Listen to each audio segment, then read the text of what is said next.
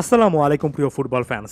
যদিও আমি বার্সাবাজে নিকো উইলিয়ামসকে কেন্দ্র করে একাধিক ভিডিওতে কথাবার্তা বলেছি বা বলছি, তারপরও মনে হচ্ছে যে নিকো উইলিয়ামসকে কেন্দ্র করে ট্রান্সফার মার্কেটের যে ডিমান্ডটা তৈরি হয়েছে, যে পরিমাণ ক্লাব তার ব্যাপারে আগ্রহী, ফুটবল ফ্ল্যাগের তুলনামূলক বিগার প্ল্যাটফর্মে এই প্লেয়ারটা সম্পর্কে আলোচনা করতে হবে। কারণ মাত্র 22 বছর বয়সে এই ইয়াং ট্যালেন্টটা এবারের ইউরোর পারফরমেন্সে, গত সিজনে ক্লাব ফুটবলের পারফরমেন্সে সত্যিকার অর্থে ওই জিনিসটা আদায় করে নিয়েছেন, ওই সম্মানটা আদায় করে নিয়েছেন, যেটা সত্যিকার অর্থে তাকে ট্রান্সফার মার্কেটে এতটা গ্লোয়িং রেফারেন্স আকারে তুলে ধরেছে। নিকো উইলিয়ামসের ট্রান্সফার সিচুয়েশনটা যদি সামারাইজ করে, বার্সেলোনা আরও একবার তাদের কাজকর্ম সেরে রেখেছে এবং আরও একবার এসে বলছে যে নিকো উইলিয়ামসকে আনার জন্য তারা তাদের জায়গা থেকে সকল কিছু করেছে। ফাইনাল সিদ্ধান্তটা নিকো উইলিয়ামসকে নিতে হবে। তবে ক্লাবটা যেহেতু বার্সেলোনা, প্রেসিডেন্ট যেহেতু লাপোর্তা, আসলে কতটুকু তারা করেছে, কতটুকু কনভিন্স করতে পেরেছে, সেখানে একটা প্রশ্নবোধক চিহ্ন ঠিক ওই মুহূর্ত পর্যন্ত থাকবে যে মুহূর্ত পর্যন্ত নিকো উইলিয়ামস চুক্তিতে সাইন করবেন না এবং আমরা সেই ছবিগুলো দেখব না। কারণ আমরা গত কয়েক সিজন ধরে দেখেছি লাপোর্তা বোর্ড একটা কাজকর্ম করে সেটাকে ফুলিয়ে ফাঁপিয়ে অনেক বড় আকারে প্রেজেন্ট করে, বাস্তবে আমরা সেটার আশেপাশে কোনো কিছু অনেকবারই কিন্তু দেখিনি।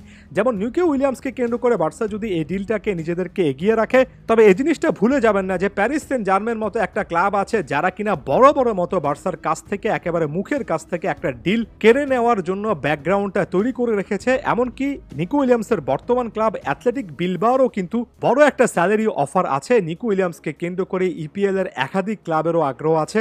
এই মুহূর্ত পর্যন্ত ভিডিওটা আমি যে মুহূর্তে রেকর্ড করছি, জুলাই 30 তারিখ, সে মুহূর্ত পর্যন্ত নিকো উইলিয়ামস একেবারে ক্লিয়ারলি বার্সাতে চলে গিয়েছেন। সেই হিয়ার উই গোটা বলা যাচ্ছে না। তবে বার্সাতে যান কিংবা বর্তমান ক্লাবে থেকে যান বা প্যারিস সেন্ট জার্মে বা অন্য কোনো একটা অপশন বেছে নেন, এই ভিডিওর মূল আলোচ্য বিষয় সেটা নয়। মূল আলোচ্য বিষয়টা হচ্ছে নিকো উইলিয়ামসকে ঘিরে এত উন্মাদনার কারণ কি।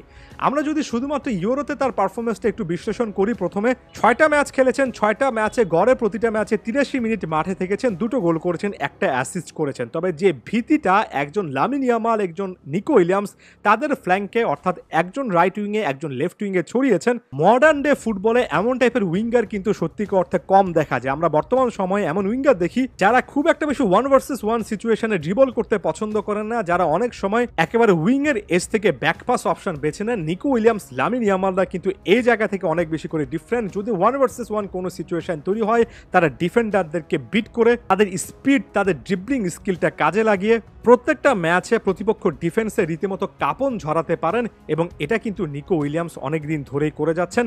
এটা কতটা ইম্প্যাক্টফুল সেটা বোঝার জন্য নিকো উইলিয়ামস খেলেন এমন ম্যাচে আপনি যদি ওই দলটার এক্সপেক্টেড গোলস বা এক্সজি দেখেন, যদি এক্সপেক্টেড অ্যাসিস্ট বা এক্সে দেখেন, অর্থাৎ তিনি শট নিচ্ছেন সেখানে গোলের সম্ভাবনা কেমন তৈরি হচ্ছে, তিনি ডিবক্সের মধ্যে মুভমেন্ট করছেন সেখান থেকে অ্যাসিস্ট করার সম্ভাবনা কেমন তৈরি হচ্ছে, এগুলো দেখেন, ওই টিমের পারফরমেন্সে কিন্তু এক্সজি এক্স এতে এ প্লেয়ারটার কিন্তু স্পষ্ট একটা প্রভাব বোঝা যায়। বা আরও সহজ করে যদি আপনি গত সিজনে ক্লাব জার্সিতে তার পারফরমেন্সটা দেখে আসেন, 37টা ম্যাচে 8টা গোলের পাশাপাশি 19টা অ্যাসিস্ট করেছেন, অর্থাৎ ডবলেরও বেশি অ্যাসিস্ট করেছেন।